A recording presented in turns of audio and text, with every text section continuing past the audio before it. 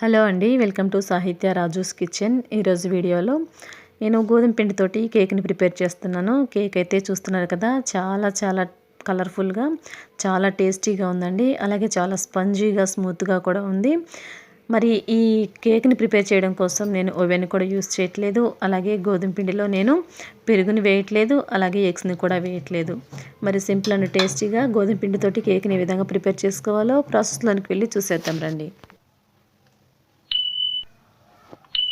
ముందుగా stove on చేసి ఒక చిన్న ప్యాన్ని ఇలా పెట్టుకొని ఇందులో ఒక స్పూన్ వరకు నెయ్యిని వేసుకుని, నెయ్యి కొంచెం కరిగాక ఇందులో ఒక చిన్న కప్పు నిండుగా డ్రై ఫ్రూట్స్ని వేసుకుంటున్నాను. ఈ డ్రై ఫ్రూట్స్ నేను 2 స్పూన్ల బాదం పప్పుని, 2 స్పూన్ల జీడిపప్పుని చిన్న చిన్న ఇలా ముక్కలుగా కట్ చేసి వేసుకుంటున్నానండి. మీరు ఈ డ్రై ఫ్రూట్సే వేసుకోవాలని లేదు, మీకు నచ్చినవి మీకు అవైలబుల్గా ఉన్నటువంటి డ్రై ఫ్రూట్స్ని ఏవైనా కానీ వేసుకోవచ్చు. ఇలాగ డ్రై ఫ్రూట్స్ని లో ఫ్లేమ్ మీద లైట్గా కలర్ చేంజ్ అయ్యేంత వరకు ఫ్రై చేసుకున్న తర్వాత స్టవ్ ఆపేసుకొని ఈ డ్రై ఫ్రూట్స్ని పక్కన పెట్టుకోండి. ఇప్పుడు ఇటువంటి ఒక కేక్ మౌల్డ్ని తీసుకోండి. మీ దగ్గర మౌల్డ్ లేకపోతే మందంగా ఉన్నటువంటి అల్యూమినియం గిన్నెనైనా తీసుకోవచ్చు. ఇప్పుడు ఇందులో ఒక స్పూన్ వరకు నెయ్యిని కానీ లేదంటే ఆయిల్ని కానీ వేసుకొని ఇలా మౌల్డ్ అంతటికి అప్లై చేసుకోండి.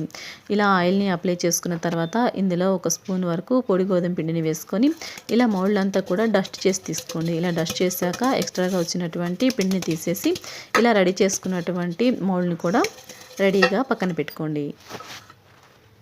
ఇప్పుడు ఒక బౌల్ని తీసుకొని దానిపై ఇలా ఒక జల్లెని పెట్టుకోండి. అందులో 1 కప్పు వరకు గోధుమ పిండిని వేసుకోండి. ఇలాగా 1 కప్పు గోధుమ పిండిని వేసుకున్న తర్వాత చూడండి, మిగతా ఇంగ్రీడియంట్స్ కూడా నేను ఇదే కప్పుతోటి కొలిచి తీసుకుంటాను. అలాగే ఇందులోనే 1 స్పూన్ వరకు బేకింగ్ పౌడర్ని వేసుకోండి. అలాగే ఇందులోనే 1/2 స్పూన్ వరకు వంట సోడాని కూడా వేసుకొని ఇలా ఒకసారి పిండిని జల్లించి తీసుకోండి. అలాగే చూడండి, మీరు ఏ పిండితోటి కేక్ని చేస్తున్నా కానీ ఇలా జల్లించి తీసుకుంటేనే మనకి కేక్ అనేది పర్ఫెక్ట్గా వస్తుంది. కాబట్టి ఇలా పిండిని ఒకసారి జల్లించి తీసుకున్న తర్వాత ఇప్పుడు ఈ బౌల్ని కూడా పక్కన పెట్టుకోండి. ఇలా ఒక బ్లెండర్ జార్ని కానీ లేదంటే ఒక మిక్సీ జార్ని కానీ తీసుకోండి. ఇందులో మనం ఏ కప్పుతోటి గోధుమ పిండి తీసుకుంటున్నామో అదే కప్పుతోటి 1/2 కప్పు వరకు చక్కెరని వేసుకోండి. అలాగే ఇందులోనే 1/2 కప్పు వరకు పాలని కూడా పోసుకోండి. అలాగే ఇందులోనే 1/2 కప్పు వరకు ఆయిల్ని కూడా వేసుకోండి. ఆయిల్ని కానీ లేదంటే బటర్ని కానీ కరిగించి నెయ్యినైనా వేసుకోవచ్చు.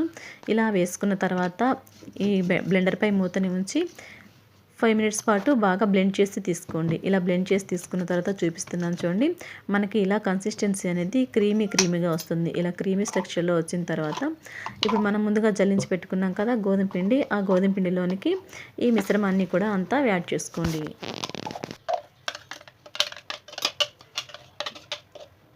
ఇప్పుడు ఇందులో 1/2 స్పూన్ వరకు వెనిలా ఎసెన్స్ని కూడా యాడ్ చేసుకోండి. ఇలా వెనిలా ఎసెన్స్ వేసుకున్న తర్వాత గరిటెతోటి ఇలా కట్ అండ్ ఫోల్డ్ మెథడ్లో కానీ లేదంటే ఒకే డైరెక్షన్లో కానీ పిండి అలాగే మనం వేసుకున్నటువంటి లిక్విడ్ బాగా కలిసే విధంగా ఇలా ఒకసారి 5 మినిట్స్ పాటు బాగా మిక్స్ చేసి తీసుకోండి.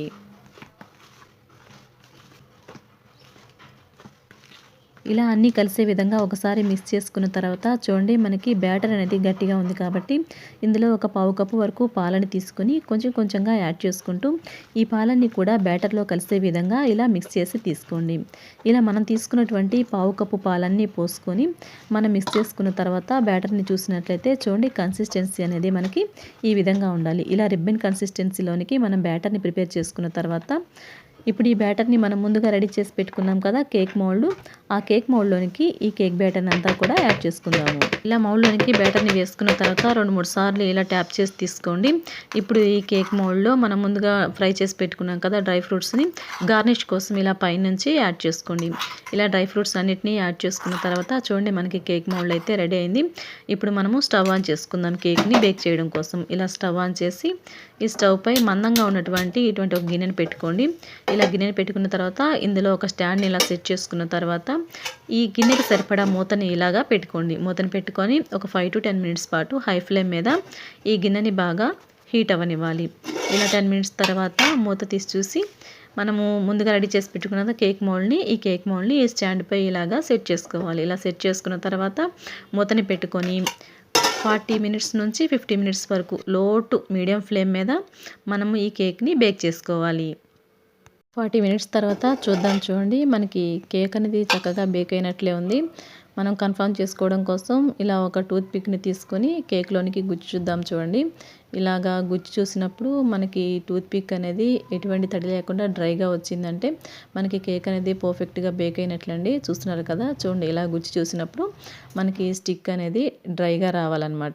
ఏమి పిండి అంటుకోకుండా ఇలా వచ్చిందంటే కేక్ మనకి బేక్ అయినట్లు. ఇప్పుడు స్టవ్ ఆపేసుకొని ఈ గిన్నెలోంచి ఈ కేక్ మౌల్డ్ని తీసుకొని బయట పెట్టుకుందాము.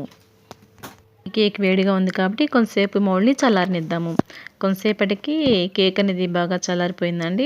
ఇప్పుడు ఈ విధంగా చల్లారినటువంటి కేక్ మౌల్డ్ని మనం ముందుగా ఇలా రౌండ్గా ఎడ్జెస్ని లూజ్ చేసుకుందాము. ఇలా ఎడ్జెస్ని లూజ్ చేసుకున్న తర్వాత ఈ మౌల్డ్పై ఒక మూతని ఉంచి ఇలా రివర్స్లో చేసి మౌల్డ్పై ఇలాగా 2-3 సార్లు ట్యాప్ చేసామంటే ఈజీగా మనకి మౌల్డ్ నుంచి కేక్ అనేది డిమోల్డ్ అయిపోతుందండి. చూసారు కదా, మనకి కేక్ అనేది చాలా పర్ఫెక్ట్గా చక్కగా బేక్ అయిపోయింది.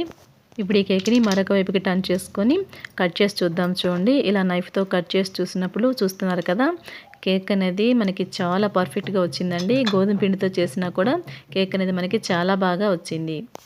ఓకేనండి, చూసారు కదా గోధుమ పిండితోటి మనం కేక్ని ఎంత పర్ఫెక్ట్గా ప్రిపేర్ చేసుకున్నామో. ఈ రెసిపీ మీకు నచ్చినట్లయితే తప్పకుండా మీరు కూడా ట్రై చేయండి. అలాగే వీడియో నచ్చినట్లయితే వీడియోకి ఒక లైక్ చేసి మన ఛానల్ని సబ్స్క్రైబ్ చేసుకొని పక్కన ఉన్న బెల్ సింబల్ని క్లిక్ చేయండి. Thanks for watching our video.